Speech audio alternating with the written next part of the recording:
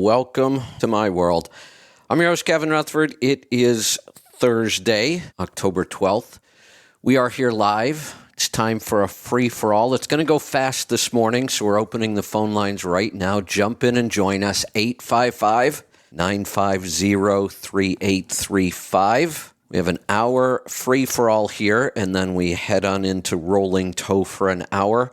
So jump in now and get started. You can either call and talk about what you want to talk about, or I'm probably just going to talk about current events. And honestly, I'd rather not. There aren't many good things happening in current events right now. There's definitely some stuff we should be paying attention to, but I'd rather talk about something else. So pick up the phone and join me. I will get started, though. Couple things. Obviously, the big thing going on in the world right now is the conflict in the Middle East. I have been hearing about this for as long as I can remember. I don't know when this became an issue. I don't understand a lot of what goes on in the Middle East. Most Americans don't. I have a basic understanding of what the issue is over there, but I don't really understand in detail. There's a couple real problems with it this time that I can see over the past. Like I said, this has been going on for decades and really probably much, much, much longer than that. Part of the problem this time, and it seems apparent if you're trying to read news about this, between the media bias, the censorship that does happen, and we know it happens, and now AI, I don't know how you can trust anything we're seeing in the news anymore. I really don't. There's a lot of emotion behind this issue. There are a lot of crazy statements being made, but just a couple of examples of what's happened in the news since this event occurred over the weekend. There were reports of babies being beheaded, that there were photos of this. And then within a couple hours, there were lots of reports saying that's not confirmed, and then it was confirmed, and then no, it's not confirmed. And then Joe Biden confirmed it and said he's seen the photos, and then CNN came out and said, no, there is no proof. And that's not the only issue that's happening with. What is really going on? I've seen photos that certainly look like they were more AI than real. It's always hard to tell. But now you have to doubt everything you're seeing. And I don't care how much digging or research you go do, nothing is still clear about what the real truth is. But let's talk about what really matters in this as far as the United States goes. I made a post the other day, and it was about Scalise possibly becoming Speaker of the House, and a video that he had recorded prior. He's heavily in support of funding Ukraine. I believe he'll be just as heavily in support of funding Israel. So I posted that it looks like the bullshit will continue with the new speaker. And I was immediately accused of supporting beheading babies because I don't want our money, our arms and weapons, and our young soldiers in Israel. We don't belong there. We don't belong spending all this money in Ukraine. It doesn't even matter what's right in this case. We don't even need to argue about what's right or what's wrong, which we'll never really figure out anyway. That's not the issue. The issue is asking the United States to support anything right now is it's just like going into the food lines and the unemployment lines and asking those people to pay for your dinner or your groceries for the week. They can't help anybody. They can't even help themselves. That's where the United States is right now. I don't want to go through the whole list of crap that needs fixed in this country, like the fact that we have no southern border, and that seems to be a plan now. Our economy's in shambles. It's not going to get any better. We have supply chain shortages. I could go on and on and on, and we're $30-some trillion in debt. It's going up so fast I can't keep track of it. So why do we waste 30 seconds talking about what's right when it doesn't matter what's right or who needs help? We can't and shouldn't be helping them. When will we start focusing on our own country first? I am fine with the United States providing humanitarian relief when it can afford it. It will be at least a decade before we could ever afford that again. So we need to stop it. When it comes to wars, we are not the world's police. We should not be funding these wars, and we certainly should not be participating in these wars. But it looks like that's what's going to happen.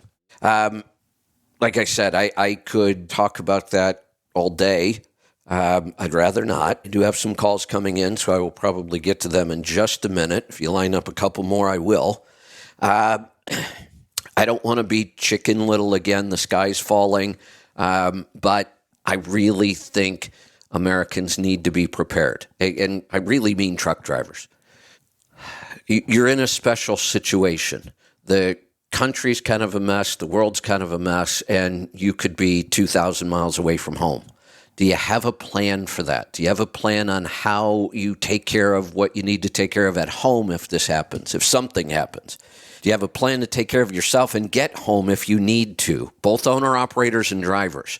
I posted several articles this morning about trucking bankruptcies, and every one of them included details about owner-operators not being paid for a couple of weeks, not getting their escrows back, drivers' fuel cards not working, no paychecks for 2 weeks. I posted several of those just this morning. They're not going to stop. There's nothing we can do to stop them. It needs to happen. This is the overcapacity that needs to get washed out of the industry. So we're not going to stop it. I just hope that people are prepared so that you don't suffer because of this. We see it every time we go through one of these downturns. You know, it's bad enough to lose your job and have to go home in the afternoon. But it's really bad to lose your job when you're a couple thousand miles away from home and you don't have the money to get home. We have groups that have formed in this industry to help drivers get home. That's sad. That's really sad to think there are drivers out there that can't afford to get home when this happens. The one thing you've really got to do, I'm going to talk most owner-operators here right now with their authority carriers. You should be working with 3 to 5 good brokers, maybe up to 10 even, if you can manage that many relationships.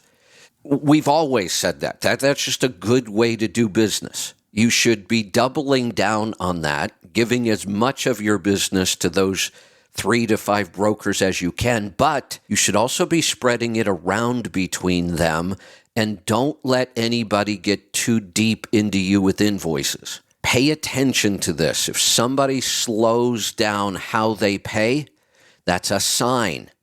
You've got to manage this or you could get taken down by bankruptcies. I have seen many, many times in the past good businesses that would have survived taken down because they extend too much credit. As a business owner, when you extend credit, which is what you're doing when you pull a load and wait to get paid for it, if you do that, you need to manage that. You need to be aware of how much each broker or shipper owes you, and is that changing, and what is your plan if it does? For some of you, it may make sense to use more quick pay options. Yes, it's going to cost you a little bit more money, but it might protect you. If you don't have good cash reserves right now, then it might make sense. Now, here's the crazy thing, and this is just how business goes. If you don't have good cash reserves right now, and you have to use more quick pay options, then your bottom line is even lower. But that's what happens when you're not prepared. It's the same thing with maintenance. Right now, you should be maintaining your truck as best as you possibly can because we have supply chain shortages, we've got long lines at repair facilities, and we've got work not being done right. And you need to protect yourself against that as well, which means you should be spending more on preventative maintenance. The problem is If you're not in a position to, then you will spend less and your bottom line will eventually look worse. So hopefully you've been planning for this and you've got some cash, but if you haven't and you're still in business, you need to look at what's going on around you and create a good plan the best you can right now. Again, I'm going to go back to a topic because I think I forgot to talk about my point. What's going on in the country right now, the Israeli conflict. Again, the issue for me, I'm not taking a side, although you have to. I think any reasonable person has to know the initial attack was barbaric. If we're being told the truth, clearly I don't even know if I can say clearly there was an attack anyway. I don't know if I believe half of what I see. Yes, there was an attack. Do we have all the details right? I'm sure we don't. I'm sure there's a lot of misinformation flying around from everywhere. But again, my point isn't to try to figure out who's right or who's wrong and pick sides. My point is the U.S. should not be spending money on this, should not be sending anybody over there. At best, we provide diplomatic support. And I hear all kinds of talk about, we got to fund them, we have to support them, we need to send money, we need to send troops. Wait a minute, what about just getting some Americans out? I haven't heard much talk about that. I could see spending some money on that. All right, one more thing I want to talk about, and then I will get to the calls and questions. Calls are light right now, so jump in and join me. 855-950-3835. I've been talking about a lot about the whole Ozempic weight loss craze and how crazy I think it is. I really didn't think it was going to spread far beyond the celebrities. I thought it was going to be a quick fad. It should have burned out quick. It's really, really a stupid idea. I can't believe any reasonable adult thinks that this is smart in any way. So I really thought it was just going to be a flash in the pan and be over with. But I am reading headlines this week that I'm really shocked. I wonder if anybody takes this seriously. So I have seen headlines from multiple food companies claiming that the Ozempic craze is already hurting their snack sales and they can see it. I was just flabbergasted when I read this. I thought, what are you got to be kidding me? One, I guess it could be true. If it is, people are a whole lot more stupid than what I thought. It would take a lot of people on Ozempic or Mounjaro to see a movement in snack sales in this country. There would have to be a lot of people. Are there that many? Or is this just, I don't know, an attempt to say there's nothing wrong with the economy? That's not why sales are slowing down of anything, that there's some other reason for this. The same way they gaslight us about all the health issues that have shown up all of a sudden. It can't possibly be the vax. All these heart attacks and turbo cancers and immune issues can't be the vax. It's climate change. It's equity and inclusion. It's eggs. They'll blame it on anything. So I wonder if that's just what's going on here. They don't want to admit the bad news in the economy, so they're blaming snack sales going down on Ozempic usage. All right, I'm going to get to some calls. We've got open lines. Jump in and join us. We're going to get started in Texas. Anything goes, by the way. It is a total free-for-all today. If you have a question, a comment, a topic, jump in. James, what's on your mind today? Hey, Kevin. It's James again. Had the digestion issues yesterday. Yes. And I did the NutriQ. Okay, good. I have it here in front of me, too. Thank you, Angie. Oh, boy, there's a little bit of a change there, isn't there? Yeah. Big time. Yeah. So, clearly digestion has gotten much worse in the last year. It's primarily been being driven by upper GI issues, which is exactly what you were describing to us yesterday. So this verifies it. But I'm actually thinking I kind of see a reason that we weren't even touching on yesterday. I don't want you to answer this question too quickly. I want you to think about it. What do you feel like has happened to your stress levels in the last year?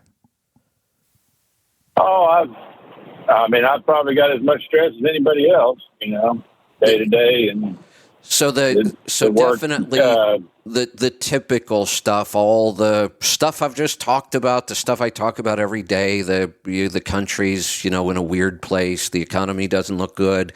So we all have that stress, and trust me, that's enough. We see stress really impacting people's health right now more than I ever have. But I always want to ask somebody, in the last year, has there been something specific to you? A lot of times we see a very specific event trip this stress reaction, and then it's very difficult to get out of it. So, it could be really big stuff: losing a job, a contract, divorce, a death in the family, or someone you're close to. Anything like that that's more specific to you and not just the big general stuff we talk about. Anything like that? No, not this year. Okay. No, there hasn't. I can tell you, I haven't eaten since 8:30 yesterday. My stomach does feel better today, but I still have the heartburn going on. But my stomach feels better today than it has in weeks. Okay, so what that tells us then is that any food is irritating it at this point. I mean, your digestion needs help, and one of the ways we can help our digestion is by giving it a break. Fasting more often, fasting longer, giving the digestion a break when we can, and it sounds like it gives you some relief from some symptoms as well. So I would continue to do that. The thing that jumped up that really kind of points towards stress is the high pituitary reading. In fact, it's your highest. It's even higher than the upper GI. Pituitary, your adrenals up pretty high. Thyroid is higher than it was. Those are all the organs that control our stress hormones. So when we see those numbers go up, we have to ask why, and the most likely reason is stress. Stress can come in lots of forms, though. A poor diet will cause stress. I don't see that with you. You don't have a poor diet that would cause stress. We can rule that one out. The typical stresses that we just talked about, the life stresses that we all face, then the more specific, stresses each person might have. We could have just some sort of an infection. We could have some dysbiosis, which you might have, that causes our stress levels to go up. But when they do, stress and digestion are very, very closely tied. Poor digestion can cause stress. Stress can cause poor digestion, and it can be a vicious circle. So I would approach this two ways. One, we are going to work on the physical digestion itself, and that's primarily with supplementation and diet. And then we need to work on the stress directly by building your stress resilience with the stress protocol and trying to minimize stress and avoid it when possible. Just avoiding it is never a good strategy. It doesn't work. We have to build the resilience and then avoid it when we can, which means, take more time to be mindful, maybe start a meditation practice if you've never done that. It's not that big of a deal. It's simple. Get a good app. There are apps that can just, even if it's not true meditation, it's just calming sounds or noises. There's actually an app on the market called Calm. That's pretty good for that. So when you can, try to get out of stress, try to get outside and walk more, try not to think about all the stuff that's going on. And then the stress protocol itself. Have you heard me talk about the stress protocol? Oh yeah, I've done several of them. Okay, I don't have good. the blanket, but everything else I've done before. Not all the time. I kind of got out of the habit of it. You know how that kind of stuff goes. Yeah, that's one of those things. And I think I kind of figured out why I'm never as consistent with this as I am with the diet. If I screw up on my diet, I know it immediately, usually within 24 hours. It's a painful lesson. When I stop doing my stress protocol, there's no immediate downside.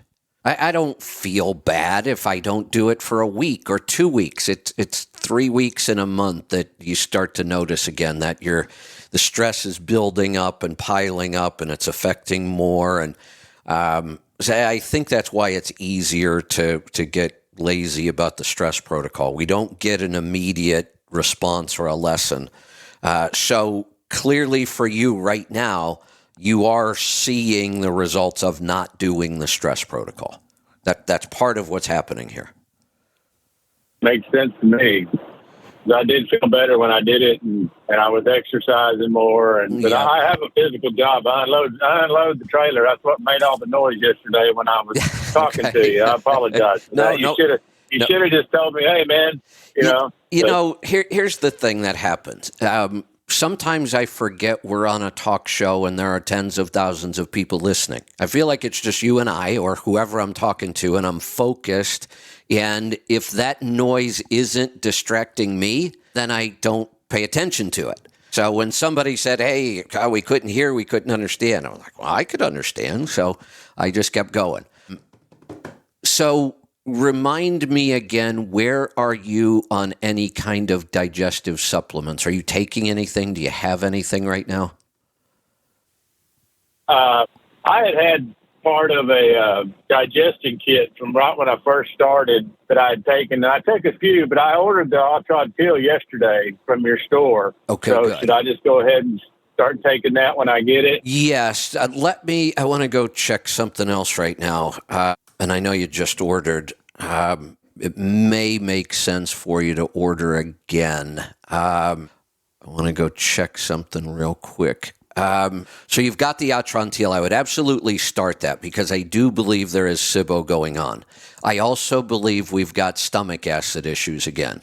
So I think I would probably have you do the PPI kit and the PPI protocol along with the Atrantil, because the biggest issues we're dealing with in your digestion are all way up high.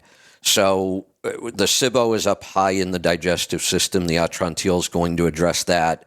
The PPI kit and protocol is going to start working on the stomach acid issue again because that's coming back. Now, that is stress related. When we are in stress, our body shuts down digestion. And the first thing it shuts down is stomach acid production. You already have a history of low and poor stomach acid. When you're in stress and your body says, hey, look, we really can't be digesting stuff right now. We need all the energy we can get. It shuts down that stomach acid production, and that's what we're seeing. So the stress protocol, I would try to do it at least 3 times a week. I probably wouldn't do it more than 4 times a week. We can actually overdo this.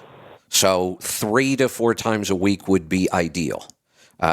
It's harder to make sure you get 3. It's easy to make sure you don't do 5, right? So that shouldn't be a problem. But just don't overdo it. Do you have a Garmin watch? Yes, I do. Is your watch showing? I have a new feature on mine. I haven't figured out how to put it on the watch yet. I think I'm going to do that later today, but it is on the app. They're using HRV and sleep and stress to determine a training status. So we used to look at HRV and interpret it to know when it was a good time to train or not. They now have a new feature. One of the most recent updates gives us a whole new reading called training status, and it interprets our HRV, our sleep, and our stress. And also any training we've already done. It knows if you're exerting yourself, and it tells us what would be a good day to train. So if you haven't found that on your watch, you might want to see if you've got that.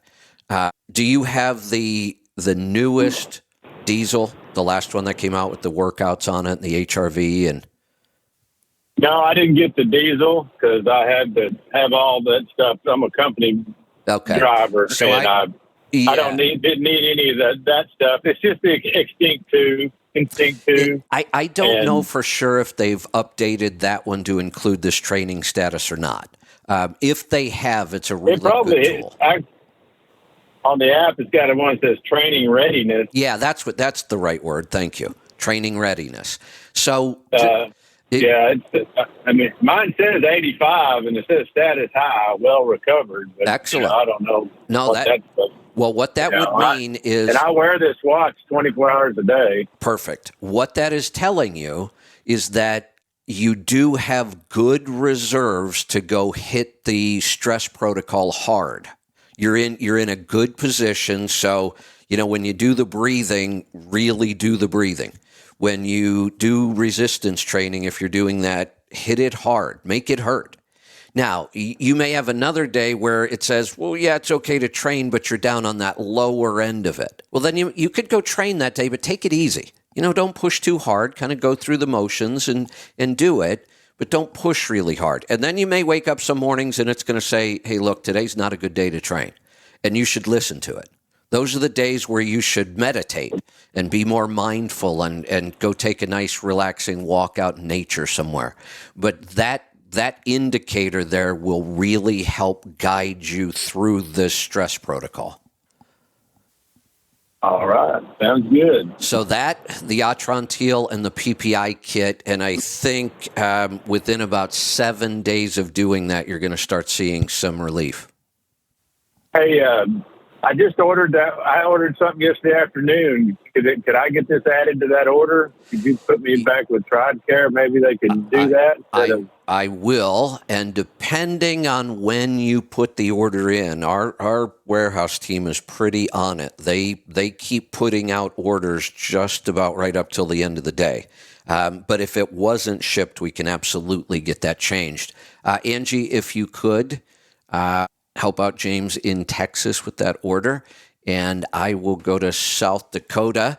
Jamie, welcome to the program. And I'll also let you know we've got 30 minutes left, and I have no calls after this one. So if you want to jump in, join us, 855-950-3835. Jamie, what's on your mind? Well, let's start with a simple thing on the snacks. The reason the bill sales have gone down is because the cost of them has doubled and tripled on just about everything. Doesn't that seem like a more logical answer than so many people are on Ozempic, they're eating fewer snacks? Come on, really? Yeah. That's just stupidness. That's what I thought. It really is. Yeah. And I have seen, not exaggerating, I bet I've seen at least 10 headlines about this. They're just trying to make you believe something that isn't there. Yep. Well, actually, it pushes two of their agendas. It pushes the agenda that Ozempic works, which is just ignorant, and the fact that there's nothing wrong with the economy. There's no inflation. Oh, by the way, I forgot, inflation did go up again, and it went up more than what they expected it to. So we can expect another interest rate hike will probably be over 8% here soon. Yeah, isn't that wonderful? Yeah. Well, just as an example, I buy a beef every year, and this year I only bought half because half was the same price as a full cow was last year. Wow. Oh, that's... And I, save so much money on beef. I've got a couple of boys. I would give them a pretty good amount. I bring them some up to my mom's cabin, so we had stuff there when I was around. Right. Yeah, this year was doubled. It doubled. Wow. Oh. But then getting to this stupid shit in the Middle East. Yes. Reading the book, The End of the World, the Bretton Woods contracts or treaty, whatever you want to call it, did kind of make us the policemen of the world. Well, it's got to stop. That's kind of what we agreed to. I know. Well, we can agree not to anymore, and we should. But that's not. Oh, go ahead. fight it out, and we'll deal with it. So let them fight it out, and we'll just go commence commerce with whoever wins. You know, here's the other crazy thing. If we go back to prior wars and conflicts, there didn't seem to be a whole lot of disagreement within our own country. Now, clearly, we always have protest when there's wars. The Vietnam War, there was a lot of protest, but the protests were more about should we be involved at all? That's the way I remember them, and I was young then, but that's the way I remember it. It wasn't that half the country supported the communists and the Vietnamese. It was a weird thing because a country was divided within itself, Vietnam, and before that, Korea, that part of the world. But I don't remember us where a big portion of the country supported the communist regimes. The protests were all about whether we should be there or not. If we look at the original Middle East, Iraq war, there wasn't any real support for Iraq. The protests were more about should we even be there. This time, though, there seems to be a split right down the middle of the country about who is supporting who. The right, for the most part, seems to be supporting Israel, and the left seems to be very strongly supporting the Palestinians. But we also have to remember it's not really the Palestinians, it's Hamas. It's a terror group. Even if it is the Palestinians, I think this is the same thing that defeated Trump. The left is not supporting the Palestinians. They're supporting the opposite of what the right is supporting. You're right. I think that's exactly right. Because all of the agendas that the left pushes, the Palestinians are against. There are no gay rights. If you're transgender, right. You're dead. Good point. Women have no value. You're not a woman in that environment is not a person. It's a possession. She's no different than their cows. Yeah, you're right. You're right. So you wonder how anybody can support those ideas. It's stoned to death. Yeah. Oh, I keep forgetting.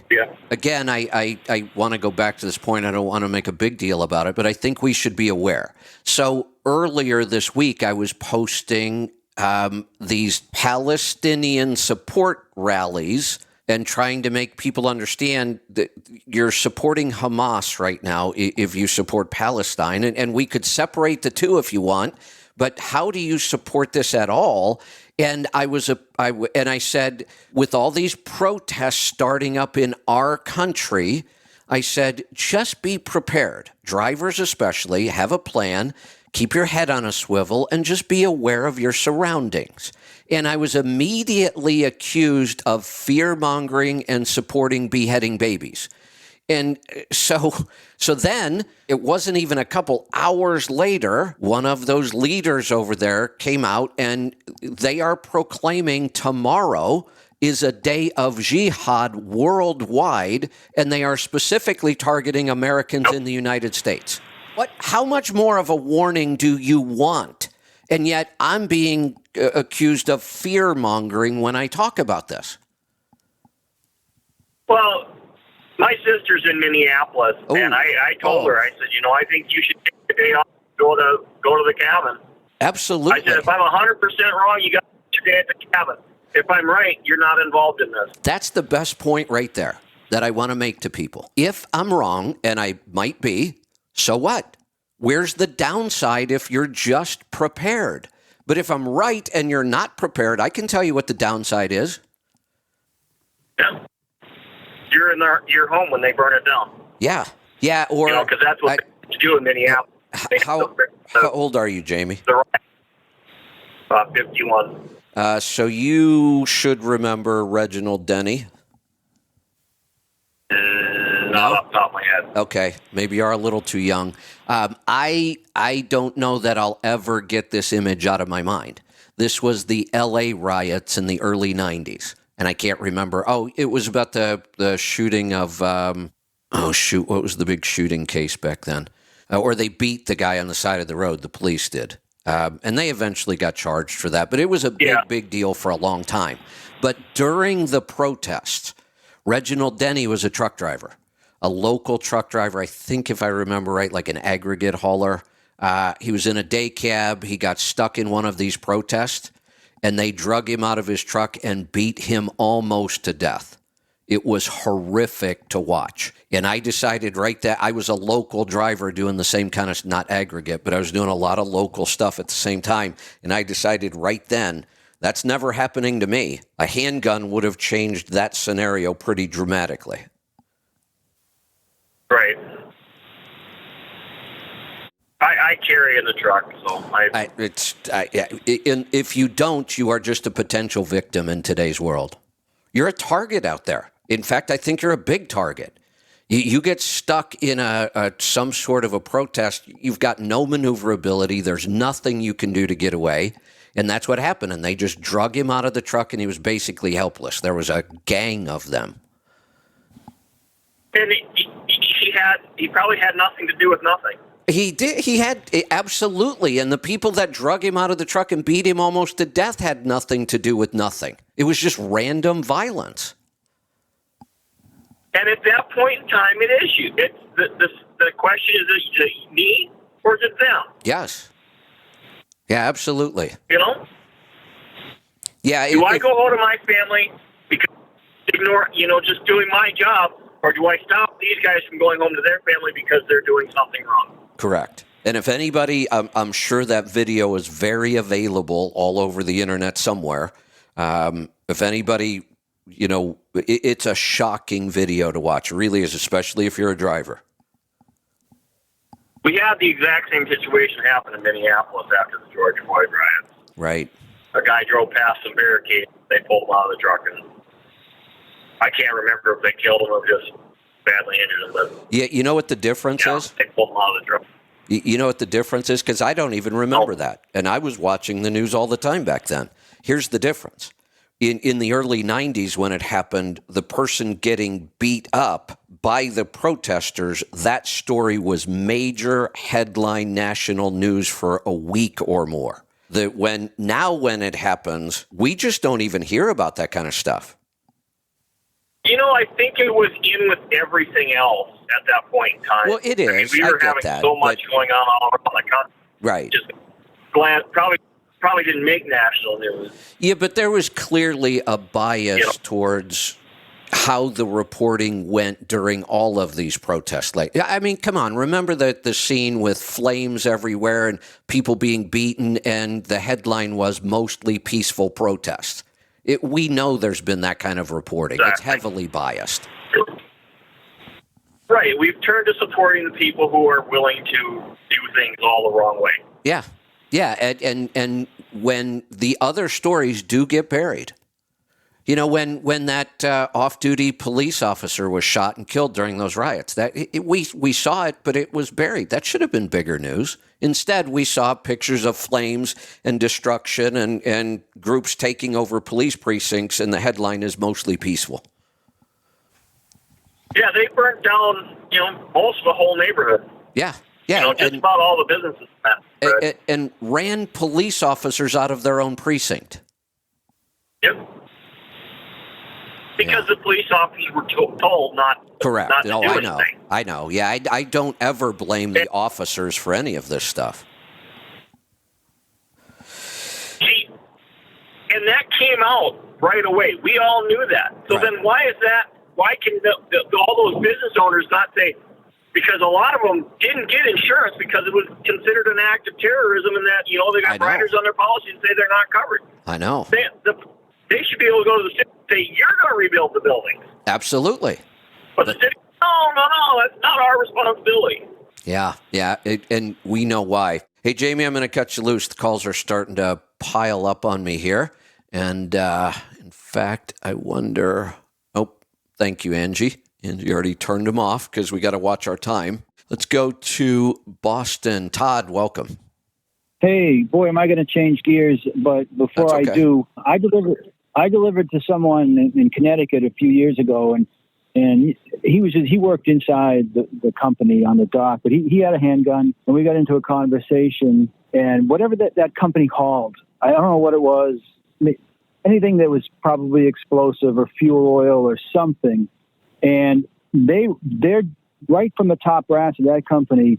They were under instruction that, because this happened once, and you might know the details, I don't, but a spontaneous roadblock out on the interstate, and they were under orders to just ram it. If they, no matter who, it's a human chain, whatever it was, because they were going to kill you anyway, if you had a handgun or not. And I don't know if you remember that or anyone out there does, but I remember it. And like what you said, it was never going to happen to me. If I see it, I'm going to ram it. Yeah, ramming it is one strategy, but it's not going to work a lot of times.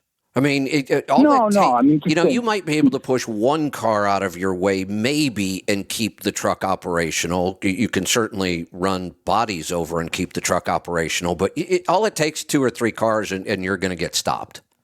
Well, yeah. Well, these pop-up things that tend to be the worst form of subhumans. I don't call them animals. I call them subhumans, because animals don't do anything like that. And but you could. You could squash a few of those, and it might even help you sleep better. Anyway, like I said, I'm going to change gears. I didn't want to talk about that stuff. My truck is being loaded. I found some nature trails way out behind 1,000 or 1,500 feet from where the truck is being loaded. And I'm up here shirtless and barefoot making this call, and it's just so great. Talk about vitamin G for gratitude, right? So your first call got me thinking about the stress protocol, and I am barefoot, and I'm getting really good at it. I don't know if I have calluses yet, but the surfaces, whether it's gravel or pebbles, or it's just getting easier and easier. And it's always you've got calluses. Better. Yep. Yeah, I must. It happens quick. Yeah, quick, it does. Quick. Yeah. It's incredible, but. I'm reading a little bit here and there about whatever you call it, grounding or earthing and free electrons, and it's like plugging your phone in at night kind of a thing, walking on the earth, and I'm just doing that, and it's great. And I did it years ago. I told you once I had such wicked bad, that's for Boston, how wicked bad plantar fasciitis. Yeah, I remember. You can't escape it. And I had bought sneakers and this is 10 or 15 years ago. I bought sneakers all the way up over $200, thinking it was going to be anyway. And then one day I took off those $200 sneakers, and just out like a baby finding a breath, I just took my sneakers off. I didn't even know why I was doing it, and I put them in the grass. Yeah. And it was like putting ice cube on a warm surface. It's like, oh my, this feels good. Yeah. And but I stopped doing it, but now I'm doing it habitually, and I think the benefit is adding up. And good. And as you may or may not recall, whatever I have going on is some kind of stress, and I am working very closely with Dr. Wolfson's office. For people who don't know, I'm the guy who's posting the pictures of the raw meat. I eat the raw meat. I was eating a super low carb diet. I don't do that anymore. I'm eating some paleo fruit and so forth. But we are testing, and not guessing. And I got some really telling results. But and we're targeting that with supplements. And it's just a few days. But I'll tell you this: like your digestion kit, the stuff that he has me on instantly changed. Stool from pebbles and pits to proper logs overnight. I was already carnivore, and you don't really need tissue paper on carnivore, but anyway, so everything I thought was normal, but it got even better with what he's doing. But the reason I'm calling is real quick, since you mentioned our supplements and his. Both of us, both companies, use the same supplement supplier for the majority of our supplements. We do have multiple companies we buy from, but 90% of our supplements come from the same supplier. Dr. Wolfson has the same supplier, except he private labels his. We both use Biotics. Right. Yeah. And he does have some custom formulations as well that are just produced by Biotics. Right. And perfect segue off of that is, I had gone as far as I could with you, and you had suggested him, and this is very much based on testing. Yes. This is $2,500 worth of blood work I had done, and so here's a great example. And I don't mean to keep interrupting you, but there's a lesson here. The caller today, He's not doing a discovery call or a one-on-one because we're not doing those anymore right now. I'm simply just working with him on the air when he calls, and we are guessing. I've talked about this before. Our strategy is to guess. And a lot of times it works really well. We help a lot of people just by guessing, and we save them a lot of money. But when we get to the point where we've been guessing and it's not working, then absolutely, Dr. Wolfson's theory, test, don't guess. And yes, now it was time to send you over there and stop guessing. But I don't mind guessing. If I can save somebody that $3,000 or $4,000 or $5,000 in testing and consultation, and we can solve their problem, well, why not at least give it a shot? Hell yeah, brother. That's what I did, and I had to do it over again. I would do the same thing. I wouldn't spend if I didn't need to. It just doesn't make any sense, and that's why I still, obviously, maybe I order pretty regularly from your store. Yeah. And so the first caller, he's kind of what made me think about calling in. Because of my stress, which I can't even put a finger on, but I don't really know what it is. But I'll tell you this much. I think the source of it, I guess I do know now after the testing, is even though I'm a super clean carnivore, it turns out, according to his tests, I have some pretty serious leaky gut. I have no symptoms from it. And not only that, on the wheat Zoomer, I have a score so high that there's no number for it. It stops at 6. And I guess it was pinned, and I just like, how the hell is that possible? Yeah, I was going to ask, have you been able to ask them why it's so high, or why they think it's so high? I was on the phone with the doctor, and I did ask her, and she didn't say I don't know, but whatever she did say wasn't clear. A good enough answer, or I didn't understand it. Right. And I did send off 6 questions yesterday, and they have their own private email thing, and so I'm sure in my email box in their office I'll have an answer. Yeah, but let us know. But if you had Dr. Wolfson, I do want to address that, because this is what the point I was trying to get across. We always have to look at the traditional stressors, but we also have to realize it could be one single food in our diet causing more stress, and that might be the one thing that pushes you right over the top. And it can sometimes be really healthy foods that we recommend. The one big one, well, 2, that a lot of people eat on a carnivore diet are eggs and dairy. Eggs can be very reactive to people, and so can dairy. And even if they're healthy, we have to understand that sometimes you have to cut out eggs until we can get that taken care of. The other thing I want to address, you said you've got a pretty bad case of leaky gut with no symptoms. Leaky gut has no symptoms. It is not a digestive disorder that you feel. The only evidence of leaky gut is either we test like this to look for zonulin levels or something like that, or we see the results of the leaky gut in some sort of autoimmune condition. But we don't feel leaky gut. And that is a big misnomer. People think that leaky gut is kind of like diarrhea, no, there's no digestive symptom whatsoever of leaky gut. I'll tell you, I have a suspicion that there is a symptom. I don't know. It's just me supposing that I have a Jekyll and Hyde kind of, I'll be in such a good mood. Even today, I almost didn't call in because do I have the energy? Do I have the proper mood? And all of a sudden it will start to tank. And since I started with Dr. Wolfson supplements about 3 or 4 days ago, it has been a huge improvement. Good. But Good. I've had this, and I thought, is this all my life? Yeah. I thought, is this all my life? Is this what it's been? Is a leaky gut? Because it's difficult for people, now, even the people who love me, to be. Let me clarify a couple things, though. I know you were supposing there, and that's good. That's how we should be. We should be thinking about these things and trying to figure them out. You're on the wrong track with this one. The leaky gut does not affect mood. Unless unless your autoimmune condition is something along the lines of thyroid related, then it will be the thyroid condition causing the mood issues. What you're more likely experiencing, and it will still get better with the treatment, is dysbiosis. You've got a bad mix of gut bacteria, and it's gut bacteria that determines our moods. Yeah, I know enough to know that, and that is right. You're right. I was just supposing, but I will say this, that this is the reason I was calling. It had to do with the vagus nerve and the parasympathetic and the sympathetic, and I just know.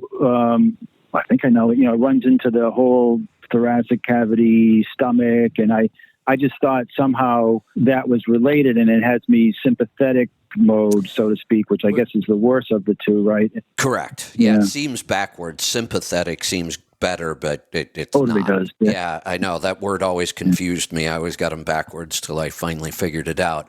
Yeah, the leaky gut can affect mood down the line through other mechanisms, but there isn't any real direct correlation between leaky gut and mood.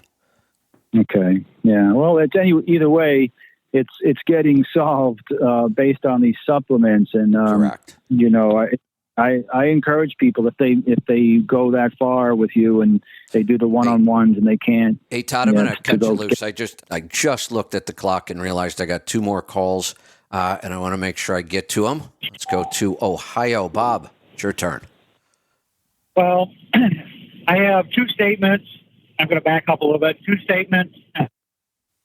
I can call you on another time on stomach acid. The 2 statements were, the one guy was talking about grounding, walking around in the ground.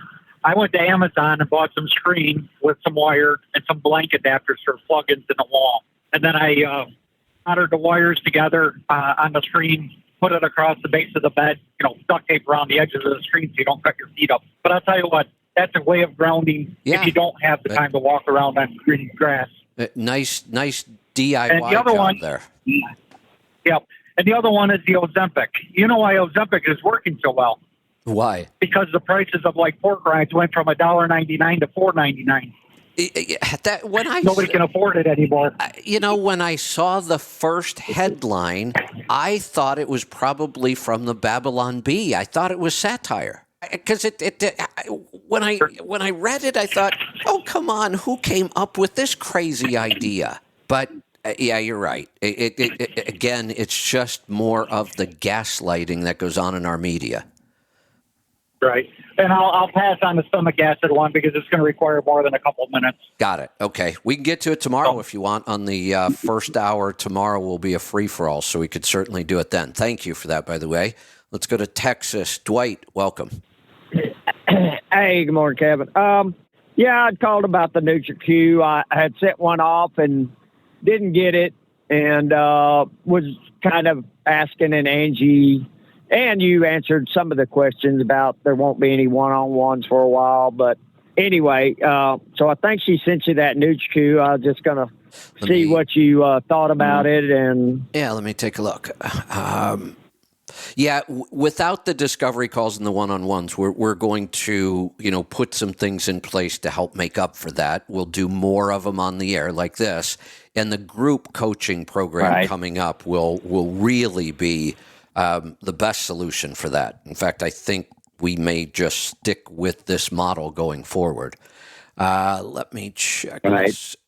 Oh, what is going on? Tell me about your diet. Well, my diet should be good. I'm clean. I'm how long? Grass fed everything. How long? Oh, well, since before I had got started right before the last CMC, and ever since CMC, it's just been a steady downhill. Because back then, that last NutriQ wasn't too bad. Digestion wasn't bad. Everything was good. So here's what I've got to tell you. And it's just gone downhill. Here's what I've got to tell you. We have seen, I've talked about this a lot, we have seen people who are strict on their diet, over the last 8 or 9 years. In the last 3, we've seen them backslide some. Talked about it a lot. And we verified that their diet really hasn't changed. But I've got to tell you this. I have never, ever seen a NutriQ as bad as yours when somebody was even on a reasonably clean diet. Didn't have to be strict. In fact, if all somebody ever did was eliminate grains out of their diet, I've never seen a NutriQ this bad. I'm stumped just looking at this, unless you have some idea on why it's so bad. It is stress. It is stress. I see all that. I see all the markers of stress, and they are through the roof. I'm grass fed. I mean, we buy the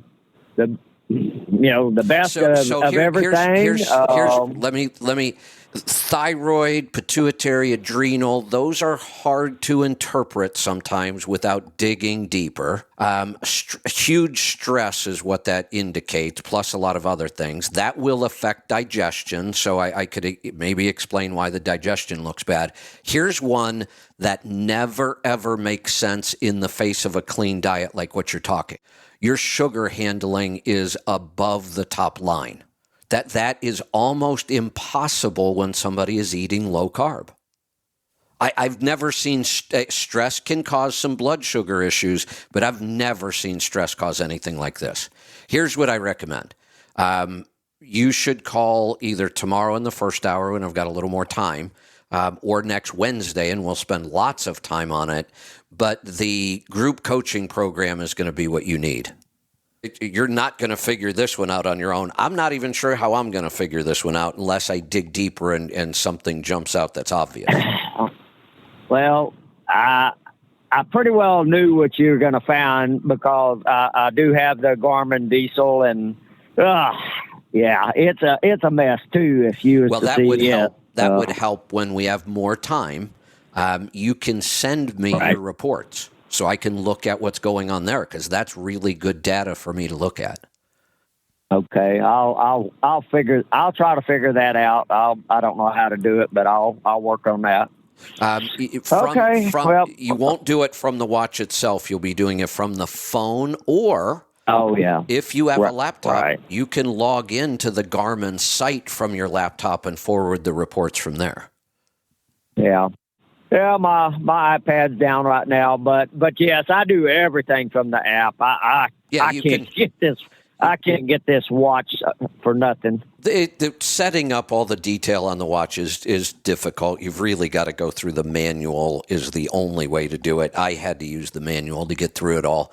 But you'll be able to send the reports right from the app. It's not hard at all. And that would be good data. You look like a very interesting case. Yeah. Well, I've been saying so. Yeah, we can kind of look at this, and then I'm also thinking, or see what you think. I'm almost thinking I'm almost going to have to pull the plug and just go to Wolfson and get the blood work done. You may. Let's give it a good shot without that, if you're willing. In just a week or two. I mean, if I can get all the data and I can't figure this out in a week or two, then that's going to be my recommendation as well. But if you're willing, let me take a look at as much as I can get my hands on and see if something jumps out. All right. Well, I'll work on this watch deal, and we'll call back later. Sarah just reminded me of something that would be really, really good for you. Thank you, Sarah. Would you be willing to get and wear a CGM? Yeah, I would. I would. Check out. I should have already done it. Yeah. I'm glad Sarah reminded me. That's a really good idea. Check out NutriSense. What's her name? Sarah. NutriSense. Yeah. Sarah's Vic and Sarah are an owner-operator team, been tribe members forever. Sarah is Sarah's one of our NTPs. Sarah's been through the NTP program, and she helps us out a lot. And she does it from on the road. We get that perspective of what it's like to do all of this on the road. She ferments on the road. She makes yogurt on the road. She does all of that stuff. Right. Yeah, no, I met Sarah at the CMC. good. We Yeah. talked. Good. And, she had her little booth there and got some good ideas. So, I met Sarah. So check out So good. NutriSense. The website is nutrisense.io. We don't have any kind of formal partnership with them. We work pretty closely with them, and we certainly recommend them. But you will go through them to get your CGM, and you're only going to need it for a month. I mean, take the program that you only have it for a month. You'll get 2 sensors because each sensor lasts 2 weeks, and we will be able to figure it out within the first 2 weeks anyway. So blood sugar's a problem. Blood sugar is a problem, right. And I will tell you this. I have never seen blood sugar issues like this with somebody that was eating a clean diet ever. So something's really wrong here. That's why I'm thinking I may find it. I may see something that jumps out at me. Well, it's right now, and I just switched to this, but it's that I'm doing so that I can eat as I drive more. My wife's doing me these tacos, burritos, whatever you want to call it, but it's our own eggs and grass-fed beef and chicken but she does that. What is that brand? Siete? Yeah, Siete, the tortillas. Yeah, a couple of Siete tortillas here and there are not going to do this to your blood sugar. I eat quite a few of those. Okay. Mexican food's one of my favorites, and I eat those taco shells quite often. I eat white rice. I eat potatoes. I eat fruit. I eat honey, and my blood sugar is nowhere near what's going on with yours. Yeah. Well, there's I do about 18 of these tacos in a 4-day run. What? So that may be too much. That's too much. Right. Yeah, that's too much. Too much. Now that has just started in the last 3 or 4 weeks. That's so almost, that really that's I almost really 5 tacos a day. Right. Yeah. Yeah, that's way 5 too or 6 much. a day. I don't even, when I say I eat them quite often, I don't eat 5 a week, though. Right. Well, and we just started this 3 weeks ago. Yeah, so stop it. This was probably even, that was now, before. That NutriQ was done before. Yeah, well, stop it, because this is going to make things worse, not better. Which ones are, well, it doesn't matter because both cassava and almond are also high in oxalates. Yeah. You could create an oxalate issue from all of those. Well, and I think I'm getting that too because I'm overdoing the beet juice. Stop it. I'm doing that. All right. So because I'm doing 2 of those drinks a day. Okay. I'm gonna the drinks. Cut that back to 1 for right now. One's we usually get quite a few benefits from 1, and with your other issues going on, I wouldn't do 2 of that right now. I am going to cut you loose. We got to get to the Beckett's. Check out NutriSense and figure out how to get me your reports. And then, like I said, we could continue this tomorrow in the first hour, and certainly Wednesdays are always a good day for this.